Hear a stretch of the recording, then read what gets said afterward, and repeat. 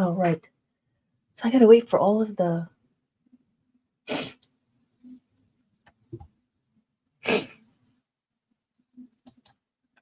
going live here, going live here, mm, going live here, going live here.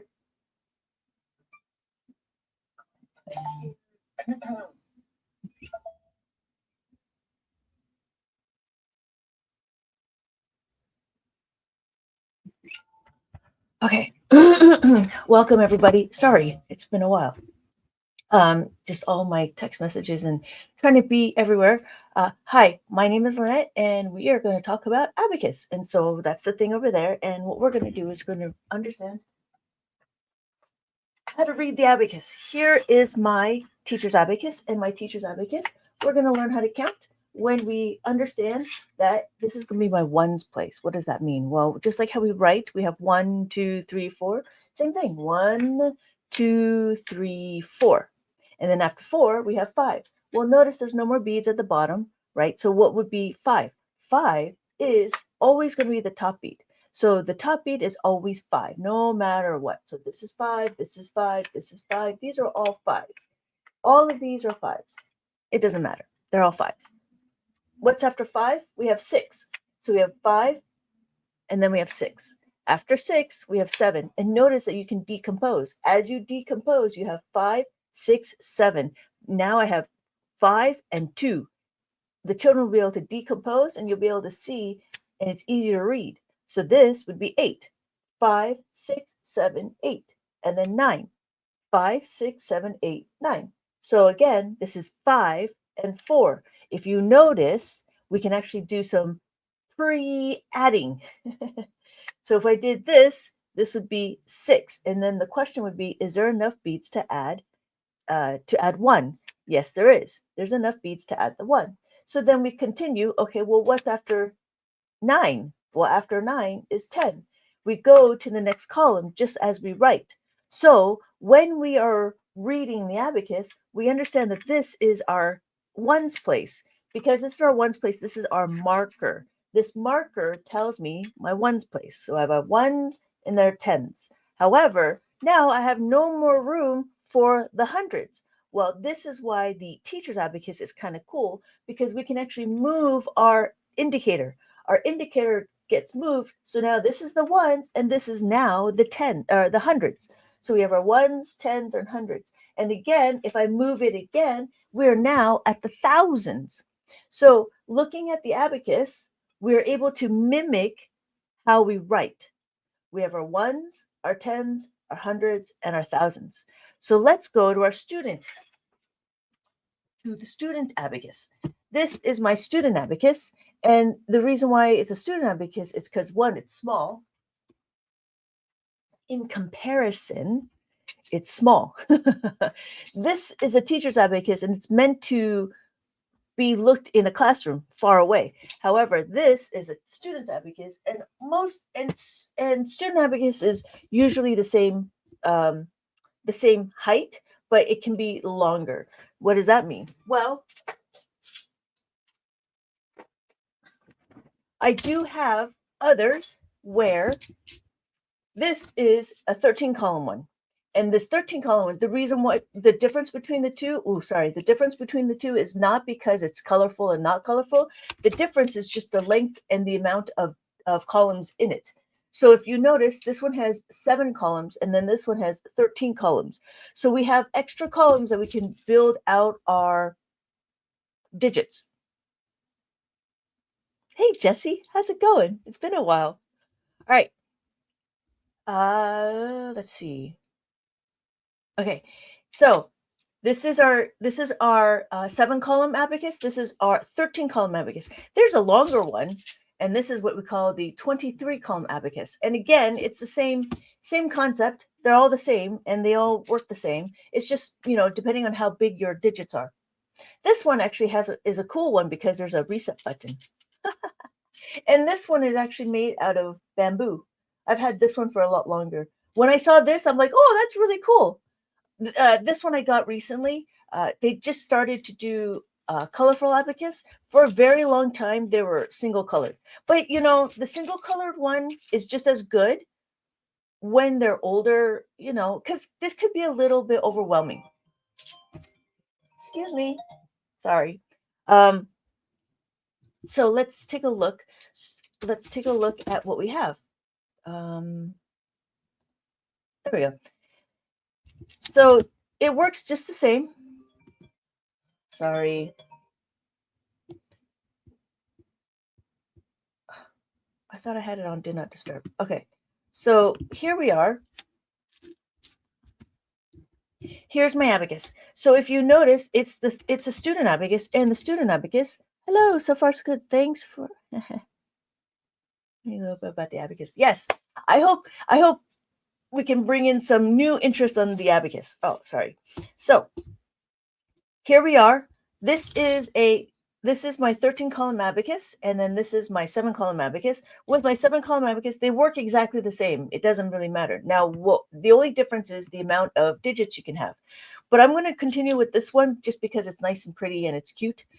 When the kids are using it, usually I would use this for the younger kids, like say 3, 4, 5, maybe 6. No, 6 would be good. 7 is a little pushing it. I think they get to the part where like I'm too cool for baby colors, and so then I would graduate them to the bigger number. It also depends on the how big the questions are. So when we go into multiplication and division on the abacus, it's kind of nice to have it in the bigger abacus just because of all the numbers that we have and how we keep track of everything. Thank you so much, Audrey, for welcome. Yes, all thing abacus. I see you. Thank you so much. Uh um oh yeah. So with the abacus, we have it where it works exactly the same as the teacher's abacus. We have the top bead. The top bead, there's many labels for the top bead, but in all essence, it's just the top bead. Some people, because they look at the abacus, they think, oh, it's all the blue bead. It's not necessarily the blue bead. What it is it's the top bead. What considered a top bead? Whatever is above the horizontal bar. This horizontal bar is what helps us track what numbers are being counted. So I'm going to move this aside and I'm just going to use this. As we go through, usually, yes. So usually the children are 3, 4, 5, 6, 7. So yeah, 7's a little pushing it. So they they want to be big by then, right? So I would use the 13 column one and the single color one. There are abacus that are 13 columns that are colorful, but I do find it a little bit overwhelming depending on how big the numbers are. We are going to continue with the rainbow colored abacus just because it looks easier on the screen.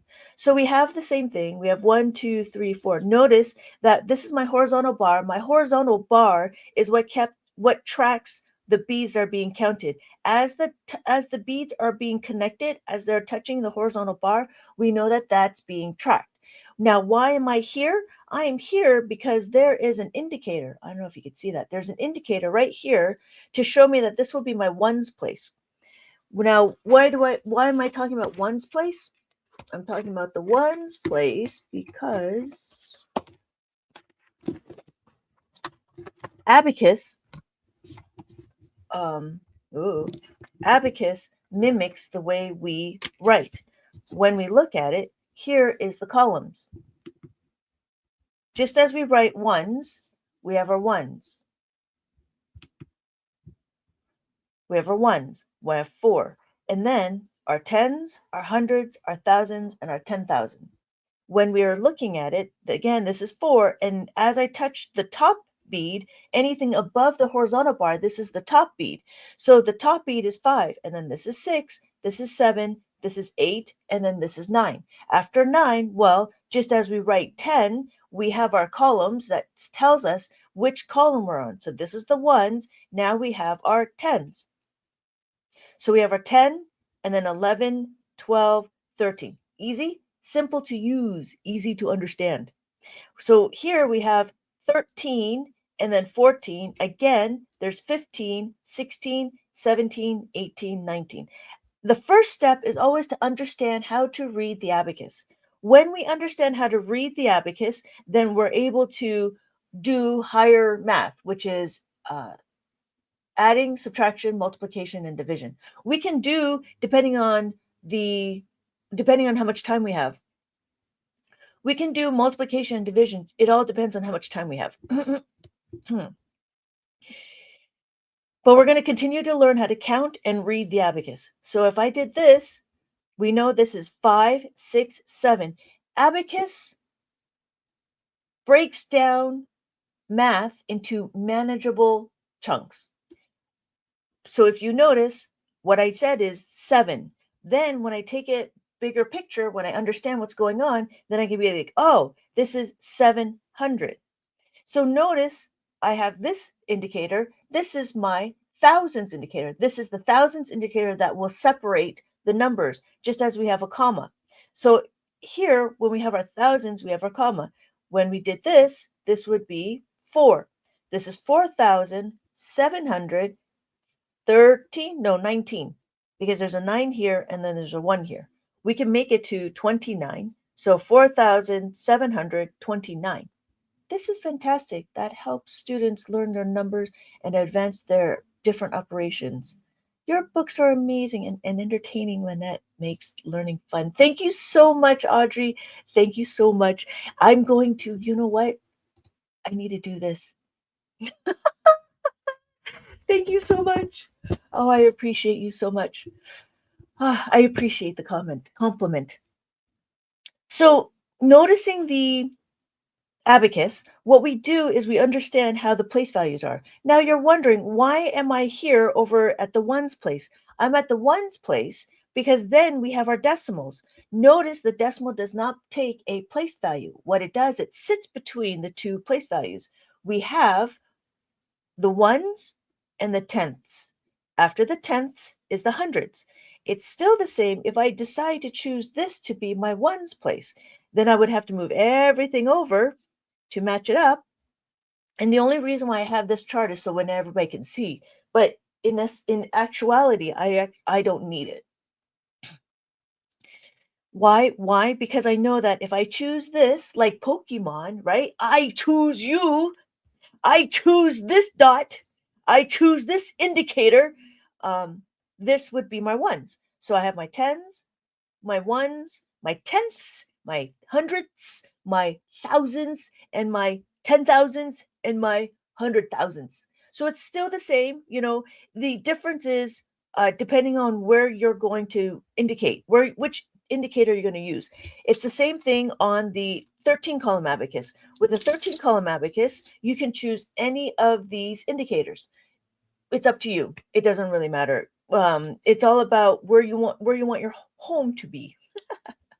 All right. So that's a little bit about learning how to read the abacus. Are we ready? Hey, yeah, you're welcome, Alyssa. Welcome back. Welcome back. Let me know if you have any questions. We're just learning how to read the abacus. And after that, we're going to go into adding and subtracting. But do you have any specific questions about abacus or anything about the class?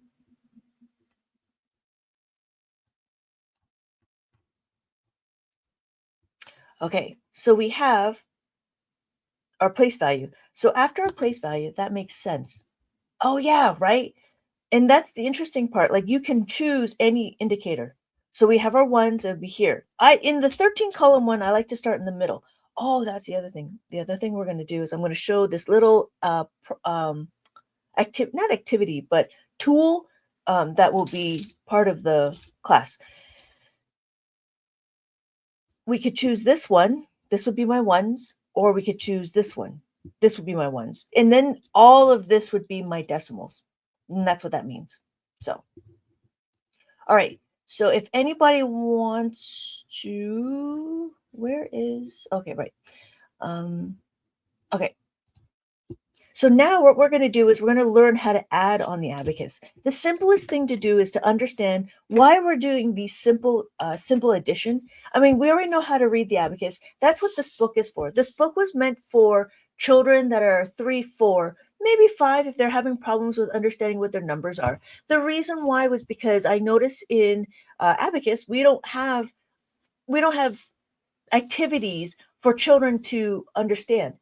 So what happens is I made this book to relate the numbers to the abacus. And so this was like find the abacus. So here is the number 7. Ooh, this is the number 7. And so what I wanted the this to do was I wanted the children to recognize what number 7 is as a picture.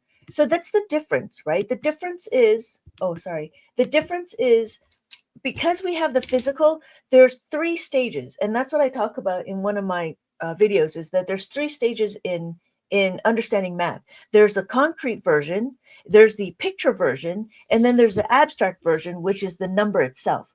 So the number itself is really, if you really think about it, is a symbol, just like the letters in the alphabet. We have A, B, C, D, E, F, G, whereas we have 1, 2, 3, 4, 5, 6, 7. Now it's interesting because we can label anything to be 7, but seven's a little bit more, the numbers themselves are a little bit more weighted. Why? Well, letters is fine, individually, they don't make sense. But if you put them together, then you can make a word. Whereas, I'm sorry, whereas the numbers, there's something to it. We know there's 7 of something. So because we know that there's 7 of something, we just don't know what it looks like. So that's why 7 is a symbol. So then we have the picture, which is here. This is a picture. This is 7, 5, 6, 7. So it's relating it, and then after that, or before that, it should be shown on the abacus that this is 7, 5, 6, 7. It's different when the kids can see it and touch the abacus. Okay, so the question is, yes, I do. Your online class in Unit 4, you have an assignment on dinosaurs with 2 charts. It kind of looks like a contest. Can you explain how that works? 2 charts with a dinosaur. 2 charts with a dinosaur. Oh, does it look like? Oh, where did it go? Does it look like? Does it look like this? Who will win? The number chart. Yeah, I think this is it, right? Yeah, okay, yeah, got it. So what it was is you take, yeah. So what it is, so it's kind of the same. What it is you take this little things right here and you cut it up into little pieces. And you take these little pieces and you can place it onto any of the questions. Does that make sense? So let me cut it.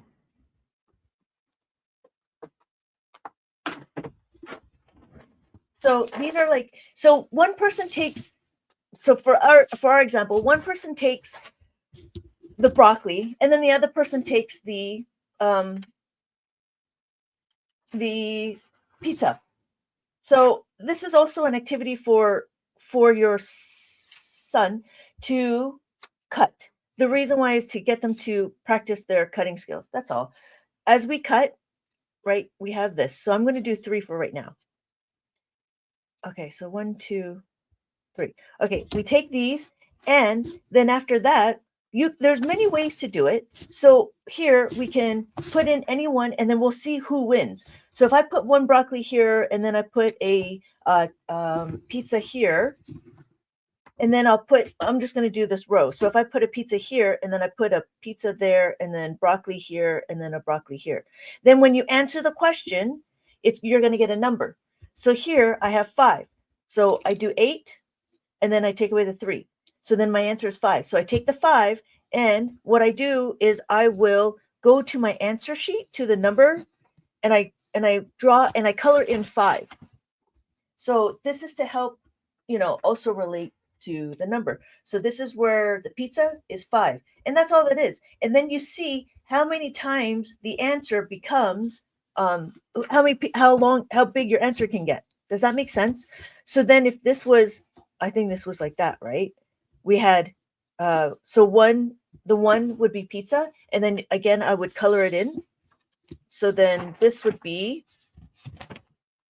so then I color in that one. So it's also to show how they're adding it all, and that's it. And then as you finish the questions here, you will track here. So I would probably cut it out. That's what I would probably do. I'd cut it out so then you don't have to flip through back and forth. Or you can glue it. It's up to you. But that was the idea. The idea was to place the numbers, the broccoli. So I have it here where you can cut the tiles. You cut the tiles, and then after the tiles, you place it here onto the question. And as you place it, you can answer the question and take the answers to the question, take the answers of the question, and then you color the amount here. So one was to build on top of each other. Did that make sense, Alyssa?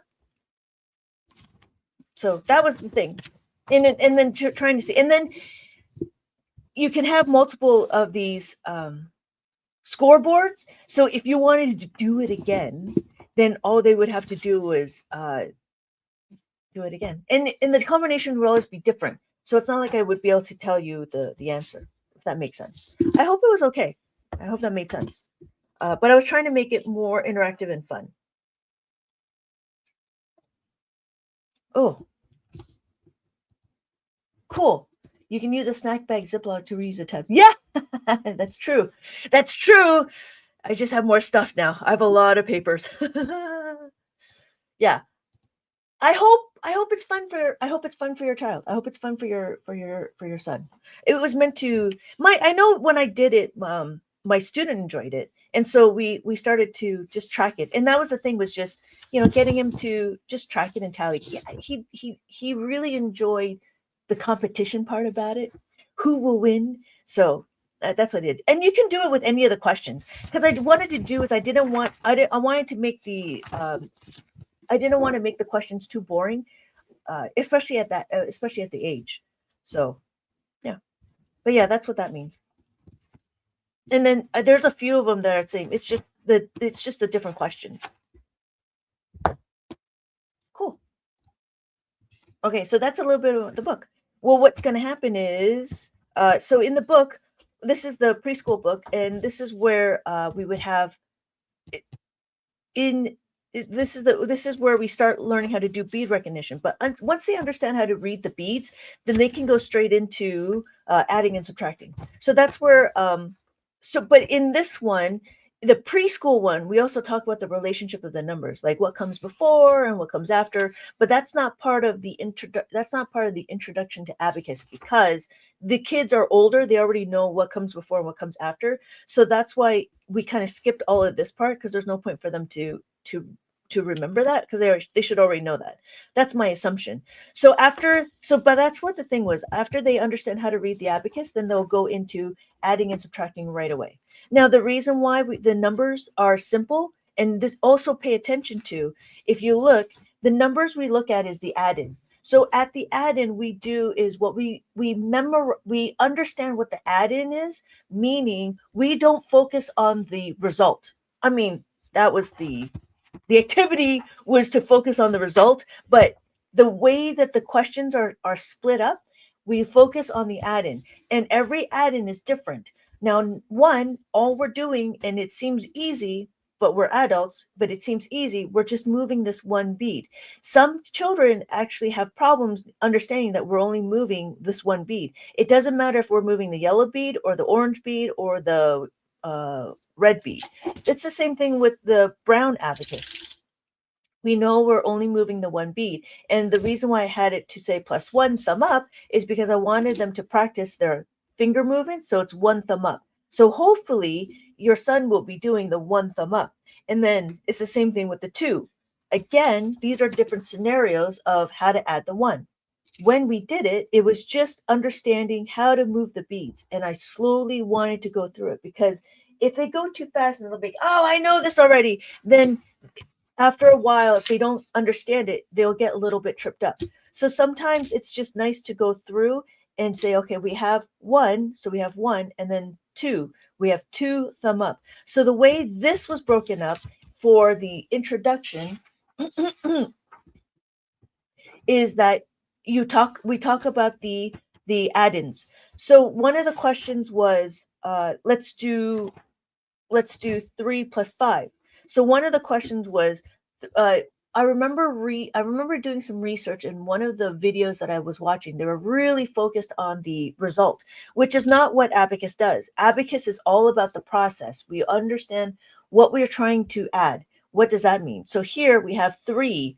We notice we have 5, and then we add 3. So we add these 3 beads. Okay, sorry. So we add these 3 beads. Let me finish my thought and then I'll answer your question. Okay, so then the next one was, I think it was 1. But notice now I'm actually flipping through the different add-ins. So the other question was like 7 plus 1. I was like, okay, 7 plus 1. 7, and then we add the 1. And I'm like, okay. But the answer is still 8. And the video was very focused on the 8. But then the problem is when they get to 4 plus 4. Well, 4 plus 4 is a completely different animal. Why? Because now, when we look at it, 4, we want to add another 4. Well, notice on the abacus, we don't have another bead to add a 4. So what are we going to do? Oh, sorry, excuse me. Let me finish my thought and I'll answer your question, Alyssa. So in here, if you notice, we don't have enough beads for 4. In school, we're teaching children how to add a 4, how to make a 5. To make a 5, it's plus the 1 is equal to plus the 5. Now that's great. That's fantastic. But the problem is that's what they stop here. They don't say anything else. But what we're going to do is we're going to utilize this 5. We're going to make it work. We're not going to let it lollygag. We don't want our numbers to lollygag. We're going to make our numbers to work. So what does that mean? What we're going to do is we're going to move this 1 to the other side of the equation. So we're going to take it away. What does that mean? Well, notice I'm going to add my 5, but now 5 is too much and I need to take away the 1. So then I have my answer is 8. And so again, the difference is knowing that we're working with the add-ins and not the result. Understanding the process, go through the journey is better than understanding what the goal is, what the result is. I mean, obviously it's great to have the question, the answer to be correct.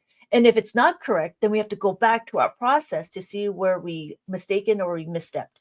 Okay, so the question is, I noticed some formulas like the 10 formula can be written minus the 4 plus 10. This can be confusing. You have it like plus the 10. Can you explain further? It's about number flexibility because it depends on what they're trying to do. As they get to more numbers, then they'll be able to flip through it. So ideally, the idea, you know what? That's a great segue. Ideally,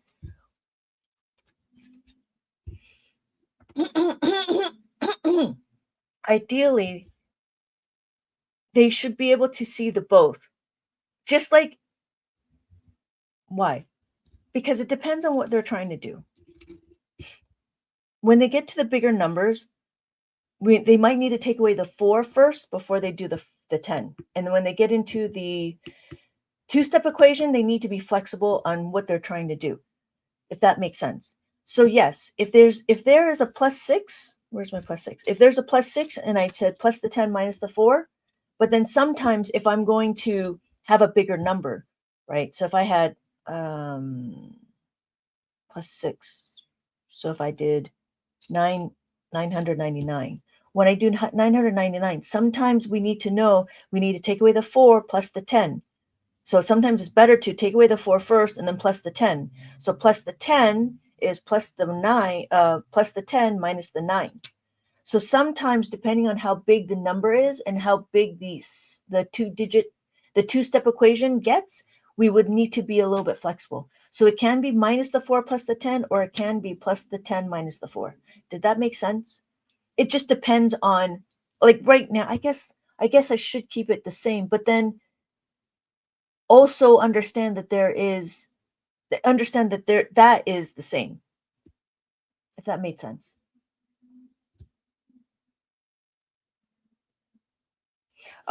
So there's this thing that I was going to email it to you. This is a chart, a little chart tool. I call it a flipping formula. All right. So how do you create that? I'll email it to you. I just made it too. And I was like, this is the greatest thing. So what's going to happen is I have I printed it out. I have one, and I was going to talk about it, and I wanted to let you know, and I was going to record it, so then it makes more sense. So I have like 6 or 7 pages to go with it.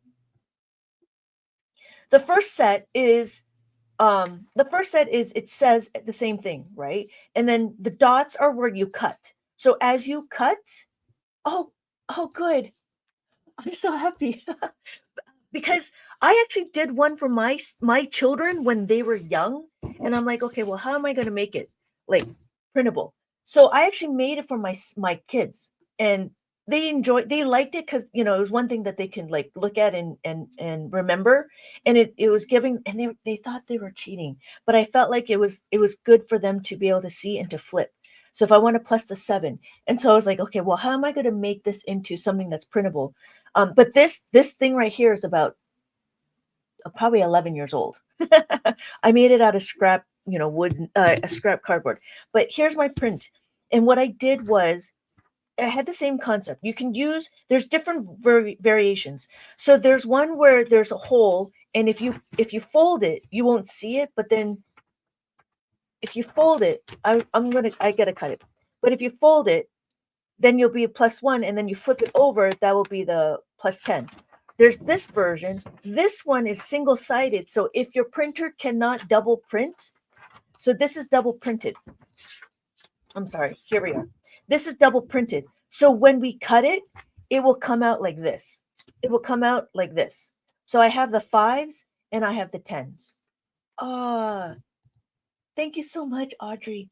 So what I did was, this is the 5 formula, plus the 5, plus the 1, plus the 2, and then plus 5. So then that's what there's a double-sided one. And I wrote double-sided so you know which one it is. And then there's a single-sided if your printer doesn't allow to do it. So I have it where it looks a little backwards, but then when you glue it together, it should line up. That's what that is. That makes sense. But yeah, I made it for the +10s and the -10s. So here's the 10s, and here is the +10s. Okay. So the question is, when you have a problem, to ask the student that the friend of 4, it helps to see them when you have to do a problem to ask the student what is the friend of 4 to help them see the complementary, I would use my hands. So that's why I would say go to the cats in the tree. Go to the cats in the tree, right? So I have 4. I want to add another 4. I go to the cats in the tree, grab your hand, right? That's the same thing. I grab my hand, I go to the cats in the tree. I grab 4 cats. You grab 4 cats. What happens? 1 cat runs away. So that's what I would do. I did the hand motion when my kids were young, and when I was younger, I did the hand motion. But just recently, did I do the cats in the tree? And I think the cats in the tree helps relate to the story, because we all like stories, and so I think the cats in the tree. We know there's 5 cats. That's something that we're gonna know. There's always gonna be 5 cats in the tree. We grab 4 cats, or there's cats in the tree, and we want to add 3. We grab 3 cats, but 2 cats run away. So I hope that helps. But that's what I would do, is I would have them use their hands. So if I get 2 cats, and then 3 cats would run away. So that's what I would do, is I would use their hands if they don't understand the complements of 5. And it'd be the same thing. But once they understand the complements of 5, then understanding the -5 and then going to the +10s and the -10 will be familiar. So it's always a little bit of a stretch for them, because this is a very new concept of understanding what the complements of 5. One cat's run away. One cat runs away to make the problem balance on both sides. Yes, exactly. So I wouldn't say, yeah, it would make it balance. I don't You could say that. Yeah, add in the vocabulary of balance, because that's what we're going to be learning in like algebra and stuff. We want to be able to balance the equation. That's a good idea. That's a very good idea, to bring in as much math terminology into abacus, that's a really good idea. And that's what I do. I actually talk about it. So what I do is when we look at the number, right, we know that 1 plus 4 is equal to 5. um, I don't know if this would help your child, but if we do 4 is equal to 5, notice they're not balanced. So what do? We have to balance the equation. To balance the equation, we need to take away the 1. I don't know if that would help. I know I've been playing around with this concept for a while. It is a little bit foreign, but I think as they go through it, or they just memorize, one of the things is just to get them to memorize what plus 4 is, plus the 4, and then plus the 5. It could be that too. I know when I was teaching my kids, my students, it was a lot about just memorize that, and then they will see that there's a number pattern. So if I'm looking at 4, they'll know that I'm doing this. So they'll see the pattern faster than they will remember, I think, because we're very visual creatures. So it's the same thing with the 3, and that would be adding the 3, and then this is adding the 2. But a lot of it is asking, do we have enough? If we don't have enough, then how do we do it? And the idea is to try to get them to think outside, to think critically think. Let me see what utensils, what tools do I have? And then try to see if I can fit it all in, because that's what two-step equations are. Yeah, it's muscle memory. So hopefully when they do it, it's the index finger and it's the thumb, and you bring it down together at the same time. So that's what one is. That's what adding 4 is. So adding the 4 and then taking away the 4. And again, you'll see there's a pattern. If I want to take away the 4, do I have enough to take away the 4? Yeah, I can use the 5. Oh my gosh, I'm always playing around with this stupid camera. I got to get a better camera. Okay, so does that make sense? So they'll see this pattern. Yeah, and mental memory. They'll start seeing the pattern, and and that's why you have those kids like do this, right? That's what they're doing, is they're doing abacus in their mind. And you can get them to practice. If you wanted to like stretch him after he does, I would say after he does the two-step equation, you can have him try to do it again, but have it do it in his head. You could try that, but I wouldn't do that right now, because in abacus, what we want to do is we want to show them what it looks like, how to do every problem. As we go through every problem, then we're understanding how to move the beads. I go through each of the problem. There might be a typo, but I believe I've gone through all the problems to make sure that the questions are sound. And that's the one thing that's a little bit more. I think that's the difference between mainstream math and abacus math. It takes a little bit more curating. So all of the questions that I have that I have provided for you, you can pick up any abacus book, which is fine. They're all curated. You cannot really pick up any math book just yet, because we still need to build the foundation, if that makes sense.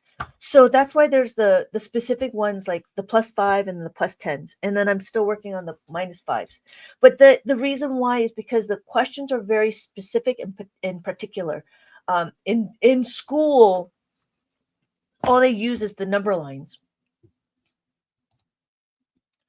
I just learned I just learned how to count up to 100 using my fingers. It was amazing. Yeah, there is finger abacus. I don't know finger abacus, but yeah, it's really interesting when they do it.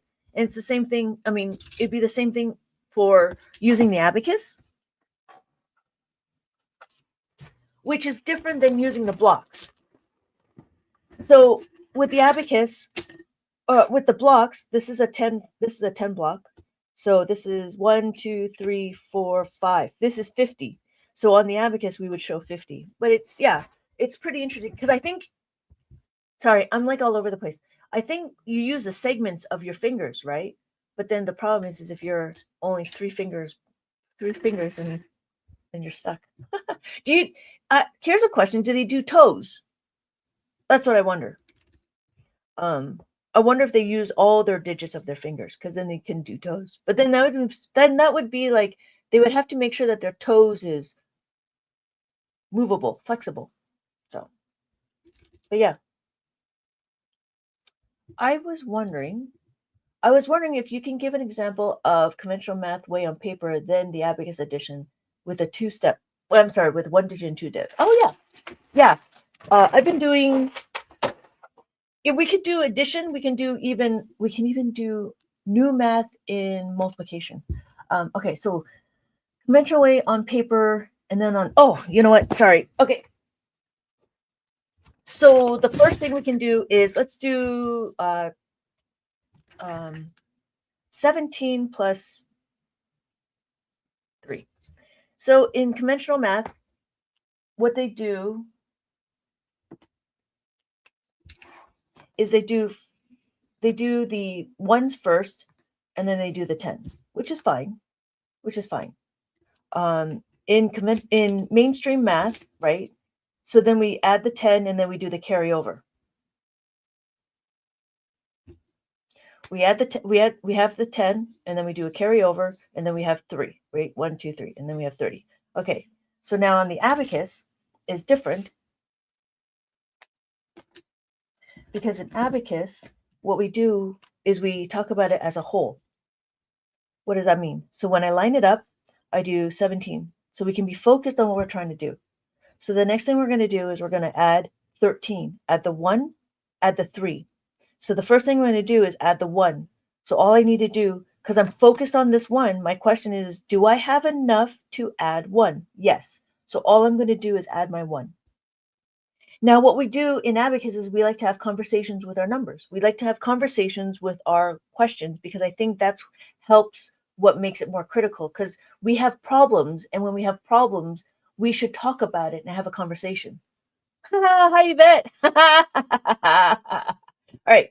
So now we're at the 3. We're at the 3 at the ones place.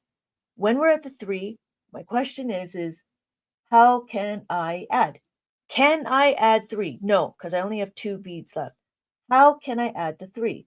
The first question should be, can I add a 5? No. So the next question is, can I add a 10? Yes, I can add a 10. So if I can add a 10, what would be my formula? My formula is plus 3 is equal to plus the 10 minus 7. So I plus the 10 and I take away 7. So my answer is 30. This, what we just did, already is part of carrying on. We carried on. We can carry on, or we can, I think they call it grouping or regrouping. So here's another way. We have 17.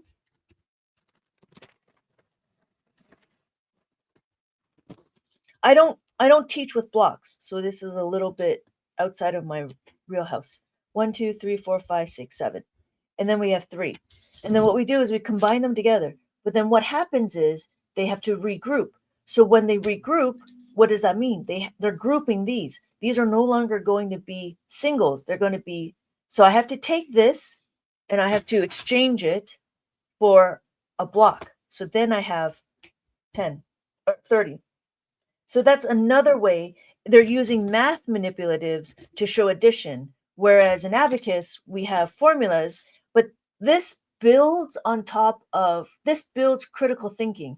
Whereas bringing the blocks together and then changing it up, I think is good for beginners that don't really understand. But then I'm not sure what sort of critical thinking happens when you line it up. So that's the difference. We can do another one. We can do another one. We can do,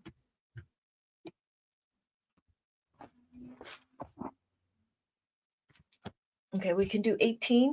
We can do 18, take away 4. So again, now we learned in math, right? In school, we talk about doubles, right? We know that 4 plus 4 is equal to 8, but we don't have the opposite. So that's why learning your doubles or memorizing your doubles doesn't really help because memorizing doubles only goes one way. Whereas, so they would have to know that 8 take away 4, and then what they would do, maybe they do a number line. So we have 18, right? If this is 18, they do a number line, -1, -2, -3, -4. So then the answer would be 14, right? So this would be 15, 16, 17, 16, 17. So it depends on, there's a lot of different ways of doing it. In Abacus, we do 18. We do 18. Now the question is, can I take away the 4? No, I can't take away the 4. We know from previous that we have a plus 4 is equal to plus 5 minus 1. Now what we're doing in Abacus is we're building on a preset knowledge that we already understood what the 4 is. So to do the 4, to do the minus is minus the 4 is equal to minus the 5 plus the 1. So now we're building on something. So we're just making one more layer of understanding. So what we're going to do is minus the 5 and plus the 1. So my answer is 14. Oh, my answer is 14. Sorry. There's the 18, and then take away the 4. So my answer is 14. So one way of doing adding would be this way, right? Again, it's the ones and then the tens. Sometimes they'll do the number line. There's others that do, there was another one. Oh, there was another one that did bonds, which was really strange. So they did, how do they do it? Oh, I forgot. There was one where there was a teacher that I saw that did bonds, number bonds, and adding it. I think it was 2 digits. So she did the teacher did 23 plus 14. Broke it up into number bonds. So this is 10, this is 4.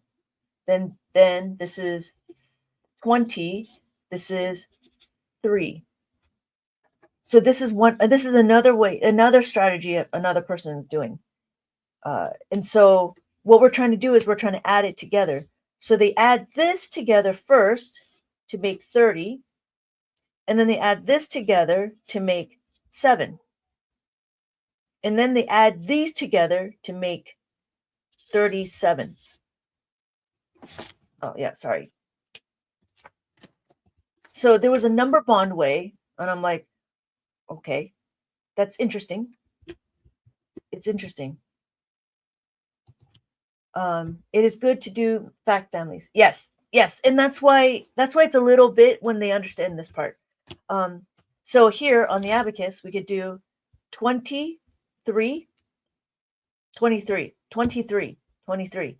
We're going to add 14. We add our 1 and we add our 4. Well, again, how do we add 4? We don't know how to add the 4. What are we going to do? We're going to do plus the 5 minus the 1. And our answer is 37. So it's interesting to see, like, there's all of these strategies to do, or you can do the abacus. It's up to you. Some people, everybody learns different. So I'm not saying that abacus is the end all. I do believe that abacus provides a solid foundation. And one of them is we learn this way, we can flip it, right? So we can learn the other way, right? The inverse. So after we learn the inverse, then we have everything to do.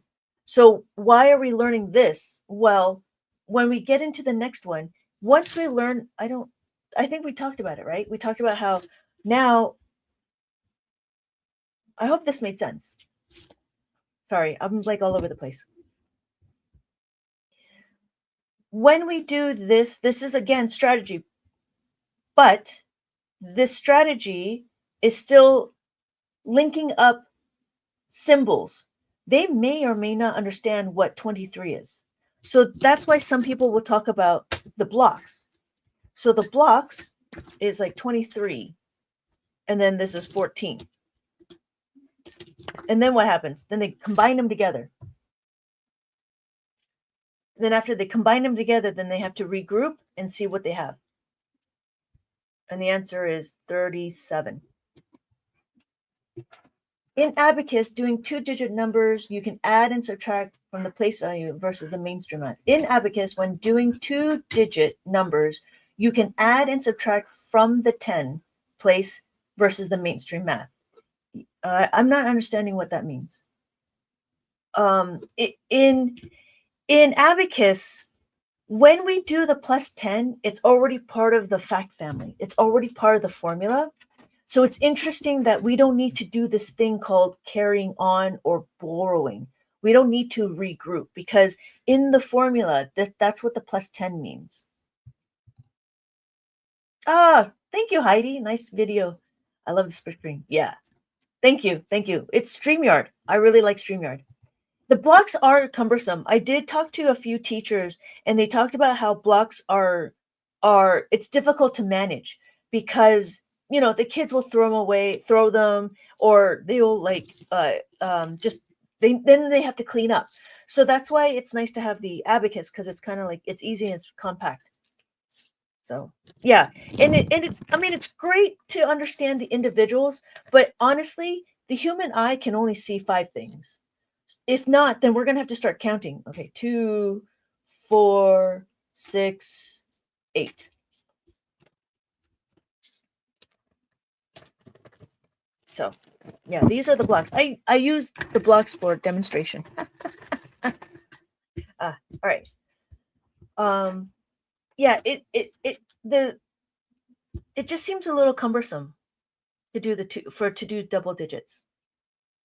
I mean, that's the thing. Like that again, what does it do? Abacus breaks down math problems to more manageable chunks.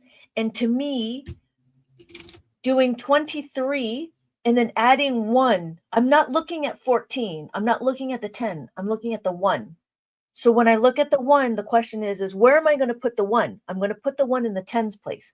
The abacus keeps track of our place value. So we just need to worry about the one thing. Let the abacus do what it does the best. Keeps track of the numbers and what columns there are. So when we're looking at it, we want to make sure that we have our tens, our hundreds. So let's say we have a bigger number. Let me get you a bigger number. Um,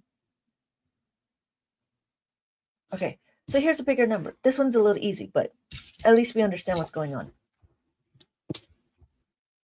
So we have 63, 12, and then 21. That's what we're going to do. We have 63. So in school, in regular math, I don't think they do 3 add-ins. But in abacus, it's very common to do 3 add-ins or more. I think in complex math they do more. They do more numbers.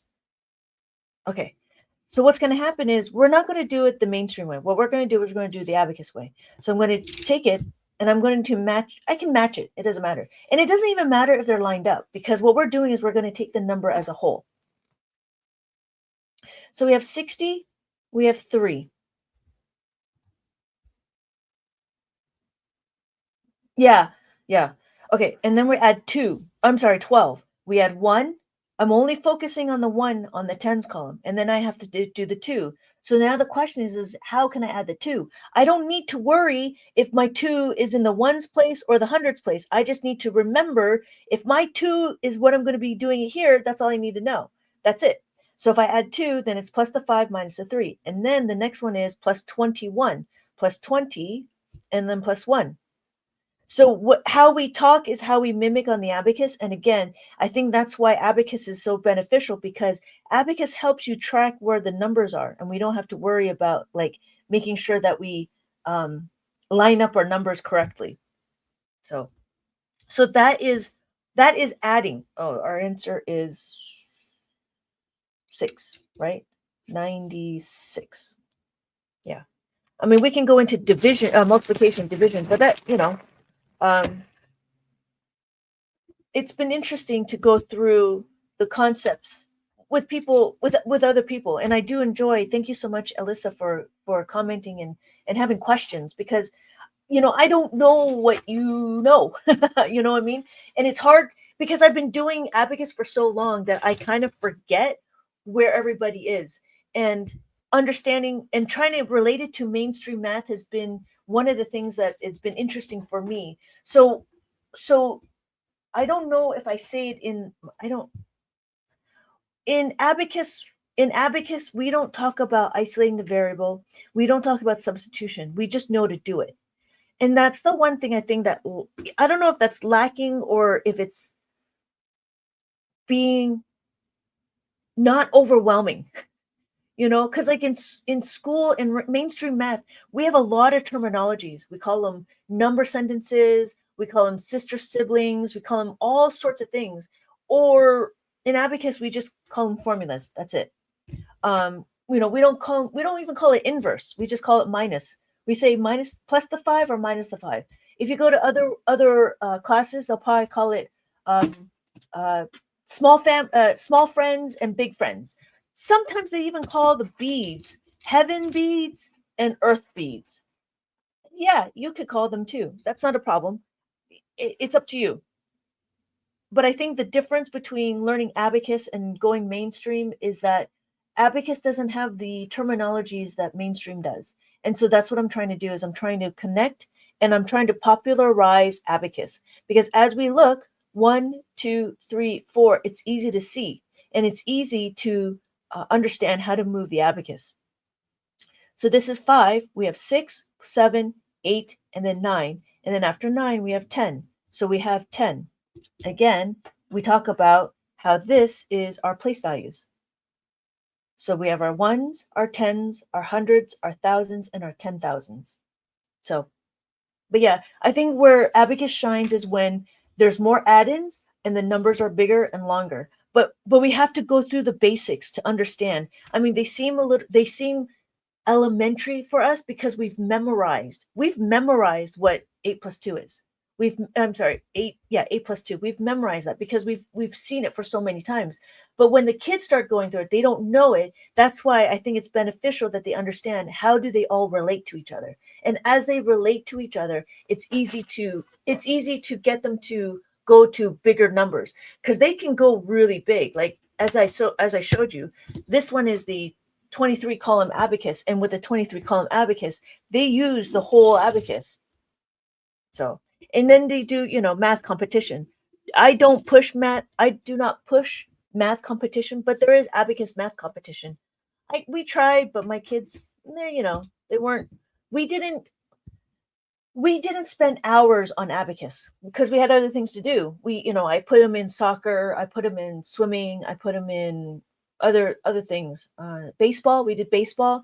So I just want abacus to be enough for them to enjoy math. I want them to have enough abacus for them to understand that they can do multiplication and division. And then when they get to algebra, then they'll be comfortable. And then after that, they can go into calculus and all this other things. But for it's laying the groundwork to make sure we understand how to do math.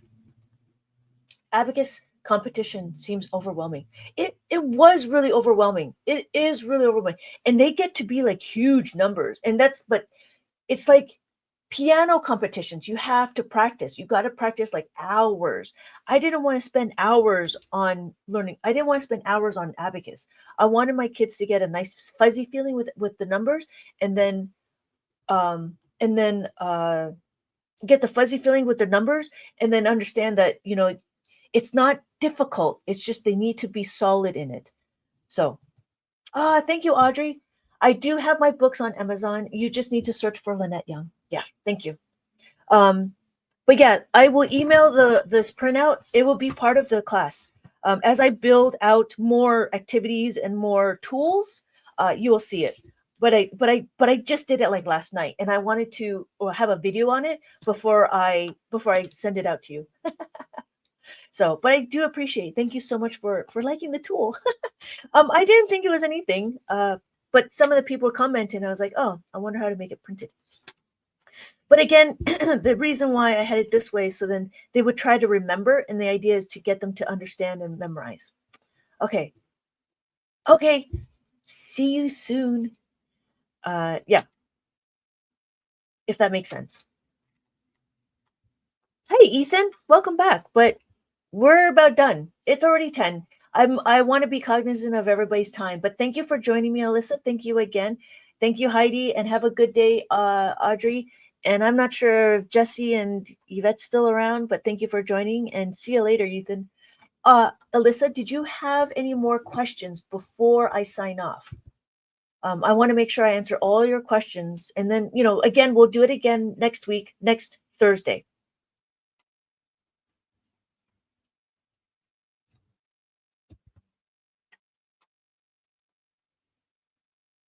Okay.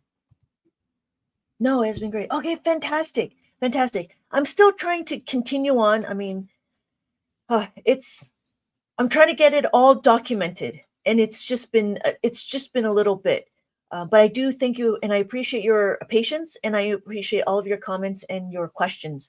Please, again, let me know if you have any more comments or questions, and it would make sense. Maybe I don't do the flipping of the.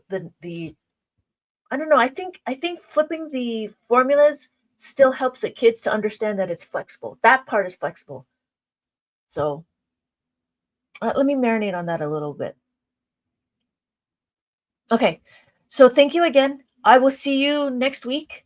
And if anything, you can always email me and we can talk about it. But again, I'll see you next week, Thursday, 9 a.m. Pacific Standard Time. Have a good day. Bye.